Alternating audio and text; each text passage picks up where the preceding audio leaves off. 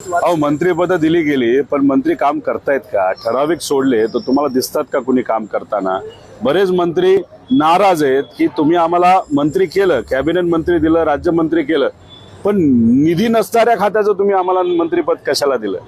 आता मग निधी असणाऱ्या खात्याचं मंत्रीपद तुम्हाला पाहिजे कशासाठी होतं? पैसे खाण्यासाठी होतं का कशासाठी होतं हे सुद्धा मंत्र्यांनी ते सांगावं. आता त्यात मंत्री नाराज, त्याच्याच बरोबर आता आम्हाला या जिल्ह्याचं पालकमंत्री पद असावं, कारण का इथं निधी मोठा आहे. 600 कोटीचं बजेट आहे, 500 कोटीचं बजेट आहे, 300 कोटीचं बजेट आहे. म्हणजे बजेट बघून बऱ्याच लोकांना तिथं पालकमंत्री व्हायचंय. म्हणजे काय गडबड चालली हे माहित नाही. म्हणजे तुम्हाला महाराष्ट्रातल्या जनतेली, ठीक आहे त्याच्यामध्ये ईव्हीएम वगैरे हे विषय आहेत, पण महाराष्ट्राच्या जनतेली तुम्हाला 222 पेक्षा जास्त आमदार निवडून दिले आणि त्याच्यात आज खऱ्या अर्थाने राज्याला सुरळीत दिशेने आणि सकारात्मक दिशेने घेऊन जाण्याऐवजी तुम्ही आज भांडत बसलेला आहात. पालकमंत्री पद दिली गेली नाही, डीपीसीच्या बैठका तिथे झाल्या नाहीत का?